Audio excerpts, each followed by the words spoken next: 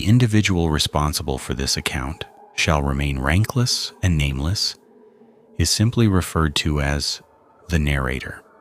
Fort McCoy Training Area, Wisconsin, October 1986. 6 went in, 3 came out. One of the 3 will never go back into the woods. The wound on Rivera's shoulder is not from a bear. The narrator has seen bear wounds. This is not that. The thing that did this understood anatomy. Fort McCoy, if they haven't been in it, it's 60,000 acres of training terrain in the middle of Wisconsin. Managed land, mapped, with fire roads and marked boundaries, and the institutional presence of the Army layered over the top of it. You are never technically in the middle of nowhere. But the training areas in the western sections, the ones away from the main post, away from the live fire ranges, the sections that get used in rotations and then left alone for months at a time, those go feral fast. The protocols are in your head. The nearest help is 12 miles back. The radio works when it works. The crew was 6 people. 3 rigs, 6 people. A 4-day survey of the western grid. They had done variations of this job across multiple sites over multiple years. They had protocols for mechanical failure, for injury, for weather, for getting separated in the dark. They were not people who panicked. These were not people who frightened easily, and what happened to them frightened them completely. Rivera was the most experienced of them in field medicine. This is relevant later. Rivera was also the heaviest smoker, which is why on night 2, Rivera stepped 50 feet from the camp to smoke without fouling the tents, and stepped into whatever was waiting in those trees. Deeks was the fastest. The narrator clocked this on day 1, watching Deeks move across broken terrain, and filed it as a professional observation. Deeks covered ground fast and efficiently with the low center of gravity ease of someone who had been moving through difficult terrain since childhood. This quality was going to matter. It was going to matter in the worst possible way. Chen ran communications. Methodical, quiet, the person who stayed on the radio schedule without being reminded, and who was always the last one asleep because she was always doing the thing nobody asked her to do but that needed doing. She was the one who figured out on day 3 what the thing was doing, not what it was, what it was doing. The distinction destroyed her. Marsh and Kowalski rounded out the crew. Marsh did not make it out. Kowalski did and has not spoken about it publicly, and the narrator respects that. 6 people, 4 days. October in the Wisconsin hardwood forest, the oaks stripped bare, the ground soft from 3 days of rain. The first day was work. The second day was work until it wasn't. Rivera went out to smoke at around 10:30, 50 feet from the camp perimeter into the tree line, the way Rivera always did it. The narrator was in the lead rig going over the day's survey data when the sound came. Not a scream. The narrator wants to be specific about this. Not a scream, not a shout, not the sound of a person in acute distress calling for help. A short, cut-off vocalization. The kind of sound a person makes when something has taken the breath from their body with sudden, overwhelming pressure before they can produce anything louder. The sound of impact. The sound of a person being hit before they can speak. The narrator was out of the rig before the sound finished. Rivera was on the ground, 8 feet into the tree line, on hands and knees, and the cigarette was still burning in the mud 2 feet away, which meant this happened fast enough that Rivera hadn't processed dropping it. The narrator grabbed Rivera under the arms and pulled back toward the camp and did not look into the trees beyond Rivera. This was a decision made in about a quarter of a second. The narrator has spent a long time since wondering whether looking would have changed anything. Rivera was conscious and producing words by the time they were back at the fire road. The others were already out. Deeks had a light in the trees. Kowalski was pulling the medical kit. The narrator got Rivera's jacket off and the shirt off and looked at the shoulder. The wound was on the right trapezius, the thick muscle that runs from the base of the neck to the shoulder, the ridge of it. A bite. The shape of it was unmistakable, a full jaw close, compressed into the muscle, with the specific geometry of upper and lower dentition working in opposition. The wound was deep. The bleeding was real but controlled. Not arterial, not the kind of bleeding that kills you in minutes. The kind of bleeding that kills you slowly if you don't manage it. The narrator packed the wound and held pressure and looked at the wound margins. This is the part the narrator still thinks about more than any other part of the whole 4 days. The margins of the bite. The narrator has seen bear wounds, ranch work, field work, 2 prior incidents in the field over 14 years. Bear wounds have a pattern. The defensive swipe leaves raking parallel lacerations. The bite is a crushing force. Without fine motor precision, the damage is dispersive rather than targeted. The goal of a bear is to stop the threat, not to damage a specific structure. This wound was not that. The jaw had closed on the trapezius at a specific angle. It had avoided the clavicle below and the carotid above with a precision that the narrator could not stop parsing. The placement put Rivera in maximum incapacitated pain while avoiding the 2 structures that would cause rapid death. It bit Rivera in exactly the place that would ensure Rivera could still move, could still make sounds, could still function as what Rivera was now being turned into, the member of the group who was compromised, the member of the group who would be slowest. The narrator wrapped the wound with the best they had and said nothing about this conclusion to the others. Rivera was asking what it was. Kowalski was running through the animal list: dog, coyote, bear, the things available in this part of Wisconsin in October. The narrator let Kowalski run the list and said nothing. Chen was at the tree line with a flashlight. She came back after about 2 minutes with an expression the narrator did not have the language for yet. She said, "The prints are bipedal." Nobody said anything. Chen said it again, quieter, as if she was still deciding whether to have said it the first time. 2 feet, not 4, 2. The fire was still going.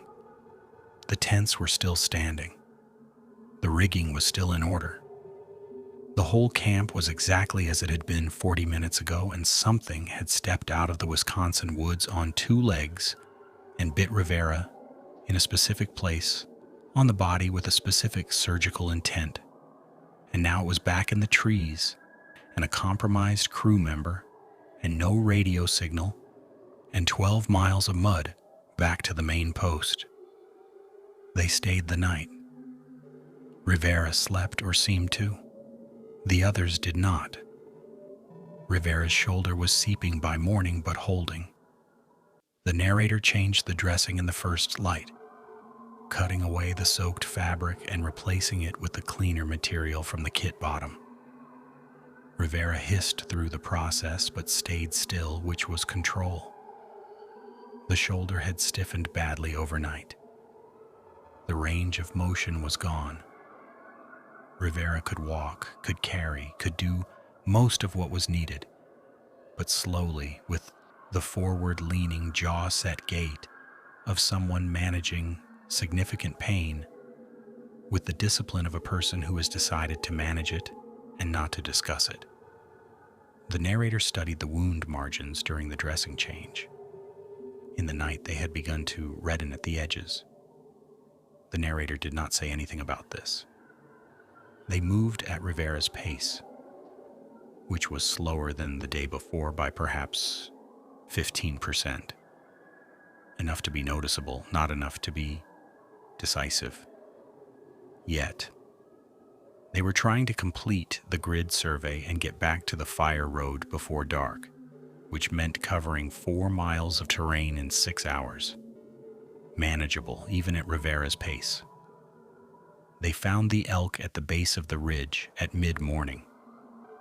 The smell hit first, which is how it always goes. The body's processing hierarchy puts olfactory warning ahead of visual confirmation. So they slowed and spread instinctively before they saw what they were slowing for. The narrator was on point and came around the downslope of the ridge and stopped. The elk was enormous, was past tense. What remained was the cavity of it, the interior hollowed, and the legs and the head, which was not attached to the body. The skull had been separated at the atlas joint, the topmost cervical vertebra, and placed approximately 6 feet from the body, not thrown, placed, upright, oriented to face back up the ridge toward the direction the group had come from. The rib cage was open from the inside, the ribs displaced outward rather than inward, which means the work was done from within the body cavity. The narrator spent several minutes identifying and could not, that the hide was largely intact. No surface cuts, no external entry wound of sufficient size. The ribs were not broken.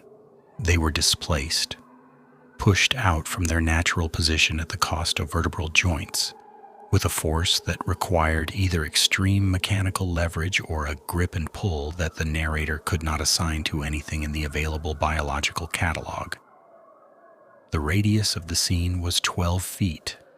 Blood, gut content, bone. The smell was enormous and sweet and wrong in a way that sat in the back of the throat. The elk was a mature bull. The narrator estimated the body weight somewhere around 700 pounds. Nobody said the obvious thing. Nobody needed to. They were all standing at the edge of that 12-foot radius, doing the same math.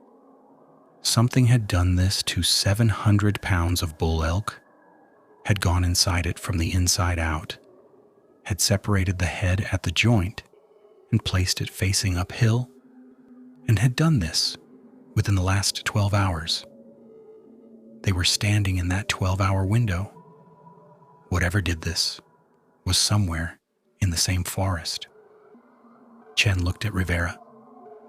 Rivera looked at the elk. The narrator looked at Rivera's shoulder, at the yellow stiffness in the fabric of the new dressing that meant the wound was weeping something the narrator didn't want to examine too closely. They moved on. They did not discuss the elk.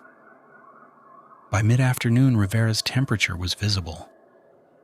Not measured, next they had a thermometer in the kit, but the narrator already knew what it would say and chose not to say it out loud, because naming it would change the group's dynamic, and the narrator needed the group functional for 4 more hours. The skin at Rivera's neck, and the flush in Rivera's cheeks, and the specific glassiness that arrives in the eyes when the body is fighting something hard. The narrator read all of this and said nothing and kept them moving. This was the first decision. There would be worse ones later. But this was where the narrator started making choices about what the others knew. And every choice after it followed from this one. And the narrator has not made peace with that. Chen figured it out on the afternoon of day 3, and the narrator knew she'd figured it out before she said anything because of the way she went quiet. Chen's quiet was different from other people's quiet. She went internally systematic when she was working something out. Less external output, more attention behind the eyes. The specific silence of a person assembling data into a structure. The narrator had worked with Chen long enough to know that silence. It lasted about an hour, this one, while they worked through the afternoon grid. And the light began to go, and Rivera's pace slowed another increment. Chen dropped back alongside the narrator on the trail and said, in a voice pitched for the narrator only, "It's been on our east flank since the elk." The narrator didn't respond. The narrator kept walking. "I've been tracking contact points," Chen said. "Sound, movement in the canopy, 3 instances of birds flushing in sequence on our right side. It's been maintaining a parallel track. Not closing, parallel. Same pace as us." She paused. When Rivera slows down, the contact points slow down. When Rivera picked up for that quarter mile after the water stop, the contacts moved faster. The narrator said nothing. "It's tracking Rivera specifically," Chen said. "Not us. Rivera. It knows which one is compromised." This was the thing the narrator had known since the bite. Had known since looking at the wound margins in the dark and working out the precision of the placement. Had been not saying for 36 hours, because saying it produced a group dynamic that the narrator couldn't see a path through. The narrator had been holding this knowledge alone and using it to manage decisions, pace, direction, camp placement, without giving the others the information they would have needed to consent to those decisions. This was the second choice. The narrator made it in about 4 seconds, standing on a fire road in the dying October light, with Rivera's labored breathing audible 20 feet ahead. The narrator said, "I know." Chen stopped walking, just for a step. Then she caught back up. She didn't ask how long the narrator had known. She understood how long. The narrator could see it arrive in her face. The understanding, and then the thing that understanding turned into, which was not anger yet, but would be. "What are we doing?" Chen said. Not a question, a demand for the plan. The narrator said, "We make camp here. We keep Rivera central. We don't split up for anything." "And tomorrow?" The narrator said, "Tomorrow we move faster." They both knew Rivera couldn't move faster. The narrator had just told a lie to the most perceptive person in the group, and Chen had just received it, and neither of them said anything else about it. That night, Deeks found the thing's position before any of them had slept. Deeks was at the camp perimeter, not on watch, just standing there in the dark the way Deeks did sometimes. Restless, couldn't stay horizontal. Deeks came back into the firelight and said, with the careful control of someone deciding how much to say, "It's at the northeast corner. Standing, not moving." Nobody asked how Deeks knew it was standing. Nobody needed to. It stayed at the northeast corner for 2 hours. They tracked it by the birds.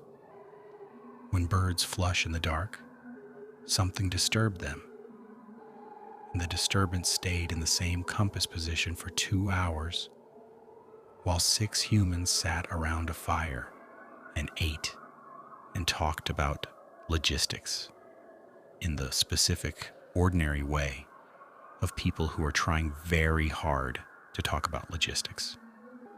Then the birds moved. The disturbance shifted from the northeast to the north, then northwest, completing a circuit of the camp at a distance of maybe 40 feet. It was walking the perimeter.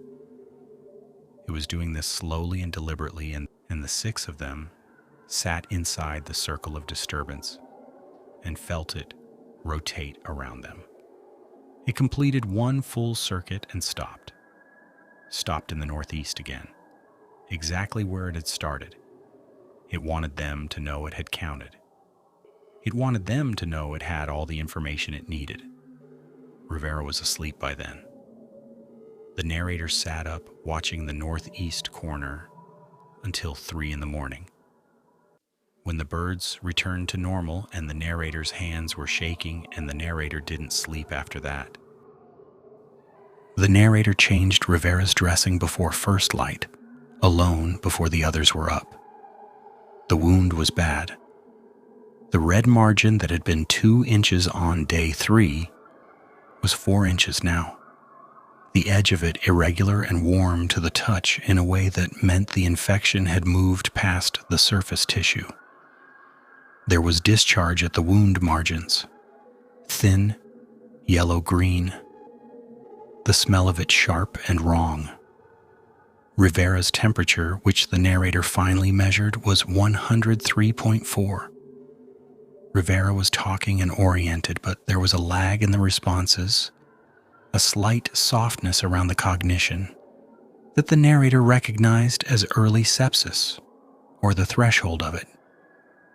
Without IV antibiotics and IV fluids, Rivera had somewhere between 24 and 48 hours before this stopped being a survivable injury. They were 12 miles from the main post.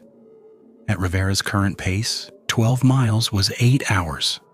At yesterday's pace, if Rivera's pace held, which it would not, the fever would take pace as the morning wore on, and 8 hours would become 10, would become 12, would become whatever it became when a person couldn't walk anymore. And it was in the woods on their eastern flank, waiting.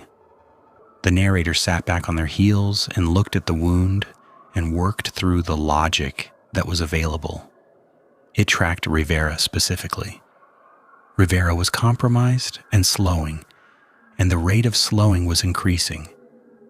The further Rivera fell behind the group's pace, the better the case for separating. The thing had already demonstrated it understood their group structure. It had bitten Rivera in a place that would produce exactly this situation. The narrator had spent 3 days walking into a setup, and here was the end of the setup, a crew member who needed to move fast and couldn't, and something in the trees that had engineered that fact. The narrator woke Chen. Chen looked at the wound for a long time without speaking. The narrator said, "Deeks, Marsh, and Kowalski go now. Fast. Get to the road. Get help. Come back." Chen said, "You're going to split the group." The narrator said, "If we all move at Rivera's pace, Rivera doesn't make it." Chen said, "If we split the group, it's going to know." The narrator said, "It already knows everything. It's been counting us since day 1. They looked at each other in the pale pre-dawn over Rivera's sleeping body and the wound between them. Deeks, Marsh, Kowalski. Move fast. 12 miles. Get help. Chen and the narrator would stay with Rivera and move at whatever pace Rivera could manage and trust the cavalry to meet them somewhere on the road. Deeks looked at the narrator when the decision was announced. Just looked for a moment, with an expression the narrator cannot fully decode even now. Not fear, not anger. Something more like a person looking at a thing they already know the outcome of, but cannot say. Then Deeks said, "See you on the road." Marsh and Kowalski checked their gear. Kowalski handed the narrator the last of the antibiotic ointment from the first aid kit, which wasn't going to be enough, but was everything they had. Marsh didn't say anything. They went east at 7:15. The narrator watched them go and thought about the thing on the eastern flank and thought about Deeks' pace across difficult terrain, which was fast and efficient, and had nothing to do with whether fast and efficient would matter today, and did not say any of this. Rivera made 3 miles in the first 2 hours, slower than the day before. The fever had crested, the narrator thought or hoped, watching the color in Rivera's face and the increasing drag in Rivera's stride. The wound smelled, even through the fresh dressing. Chen was carrying the bulk of the gear. The narrator was at Rivera's shoulder, close enough to catch a fall. They didn't hear from the eastern flank at all that morning. This was worse than hearing from it. When something you've been tracking goes quiet, you have two options. It's gone, or it's repositioned, and you've lost it. The birds on the eastern side had been quiet since Deeks and the others left, and the narrator had been running that calculation for 2 hours and arriving at the same answer every time. It wasn't gone. At around 10 in the morning, Marsh's voice came from somewhere in the trees to the north. Not close. 100 yards, maybe more, in a direction they hadn't gone. The voice said Marsh's name first. Not a word, but the inflection pattern of someone being called. Then it said a word the narrator couldn't make out, and the tone of it was wrong in a way that was very hard to name and instantly and completely clear. Rivera stopped. Chen and the narrator looked at each other. The voice came again. It had the shape of Marsh's voice. Same register, same rough quality, but the shape was the whole of it. Whatever was animating the sound had the template correct and the inside wrong, and the narrator knew this and Rivera knew this, and none of them moved toward it. Chen said very quietly, "Don't." Nobody moved toward it. The voice did not come again. They moved. Rivera lasted another 1.5 miles before the left knee buckled and the narrator caught the full weight of the fall. Rivera was not a small person, and they went down together in the mud of the fire road, and Rivera was gasping, not from the fall but from the shoulder, because the catching jarred the wound, and the wound was past the stage of quiet pain. Rivera was loud about it.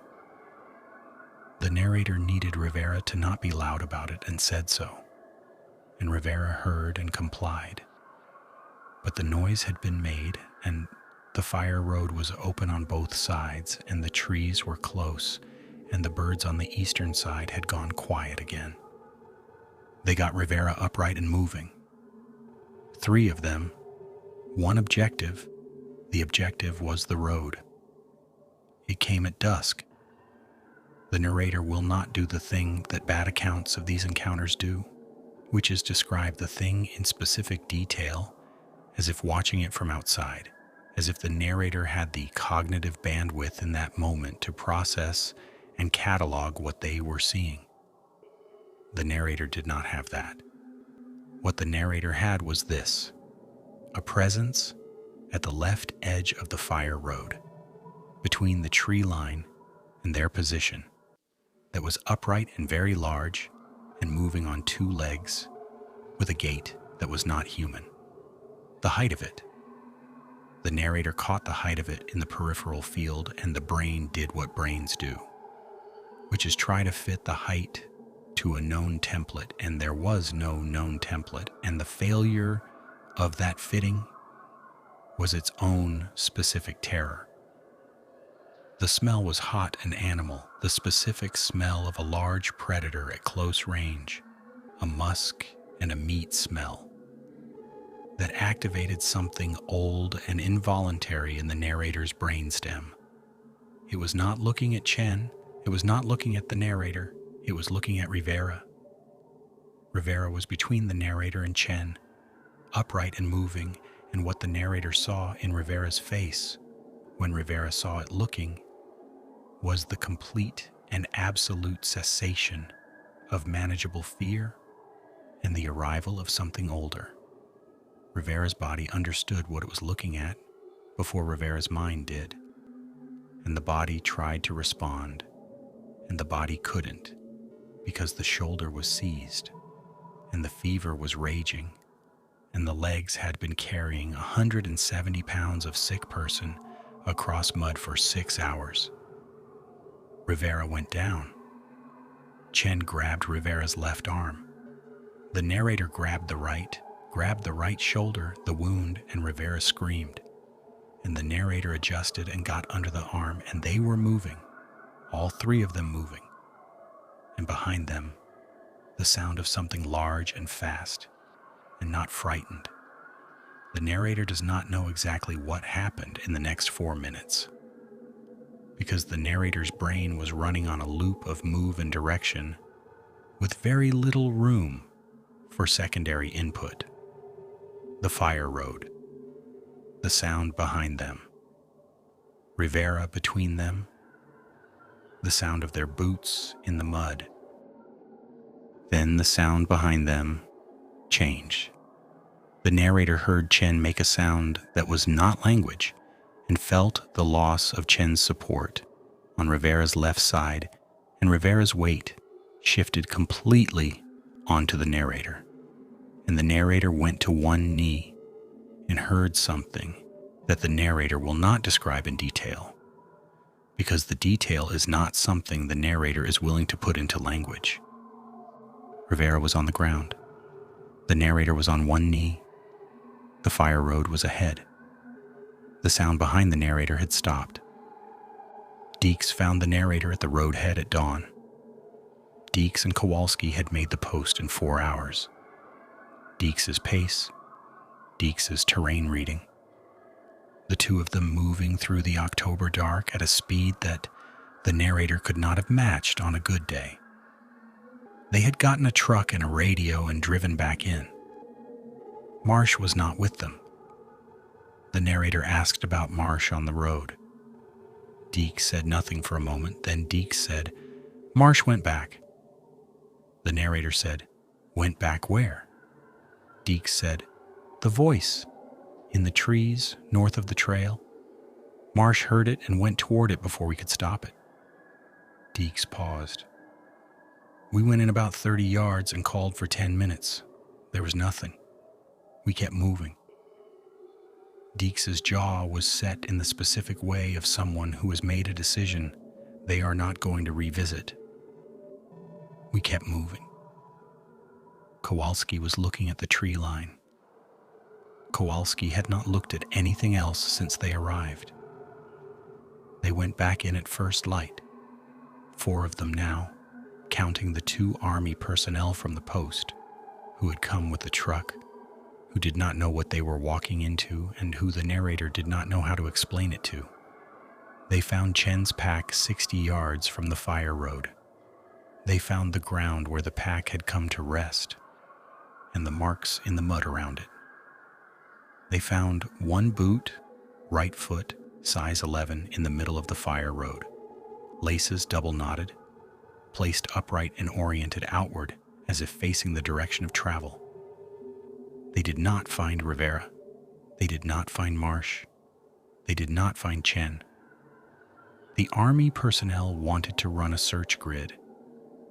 The narrator looked at the tree line and thought about the circuit it had made around the camp the night before, and the patience of the circuit, and the way it had completed exactly 1 full rotation and stopped in the northeast, and knew that it had the information it needed. The narrator said, "It's not going to find them." The Army personnel asked what that meant. The narrator said, "The search grid, it won't find them. You can run it, it won't find them." They ran the grid. They ran it for 2 days. They found the elk carcass and the area of disturbed ground from Night 3's camp, and one of Chen's gloves in a tree 11 feet off the ground. They did not find Rivera, Marsh, or Chen. The search was officially suspended on the 4th day, pending further resources. Those resources did not arrive. The official record describes the disappearances as lost in terrain with contributing factors of weather and a medical emergency. The official record does not describe the bite on Rivera's shoulder or the patrol reports filed by 4 separate Army units in the same area in the year before this trip, each describing the same large bipedal form at the perimeter fence line, each filed before any group debrief to prevent contamination of account. The patrol routes were revised within 2 weeks of those reports. No explanation was recorded. 4 reports, 1 description. The routes changed the next week. Nobody explained why. The narrator has been explaining it ever since. 3 made it out of Fort McCoy in October of 1986. Deeks left the field entirely. Not immediately, 3 months after, when it became clear that going back into dense woodland was not something Deeks' body was going to allow without a fight that wasn't worth having. Deeks doesn't discuss Fort McCoy. Deeks lives somewhere flat and open and has for 38 years. The narrator carries the 3 decisions. The decision to withhold Rivera's wound assessment from the group. The decision to split the group. The decision at the end of the fire road in the dark, with Rivera on the ground, saying the narrator's name. The narrator will not say which decision was the one that cost the most. The narrator has been asked this question directly and cannot answer it, not because the answer is unknown, but because the answer is different on different days, and the narrator has not found a version of it that doesn't lead back to the same place. A fire road in October, Rivera's voice, and the decision to stand up and run. The thing chose Rivera from the second night. The bite placed Rivera in exactly the compromised position that a 4-day walk through difficult terrain would exploit to maximum effect. It knew what it was doing. It had managed groups before. It understood that a compromised member changes every calculation, slows every movement, becomes the gravitational center of every decision the group makes. It engineered a situation and then it waited with the patience of something that is very good at waiting for the situation to develop into what it needed. The narrator thinks about this in the specific way you think about something you cannot stop thinking about. Not constantly, not on the surface, but reliably. In the checkout line. Waking at 3 a.m. Watching a documentary about animal behavior. The intelligence of the selection. The patience of the waiting. The precision of the bite. The thing did not want all of them. It wanted one. The process of selection, which one and how to ensure that one would be available, was the entire architecture of what happened in those 4 days. The other losses were not the objective. They were the cost the group paid for the objective.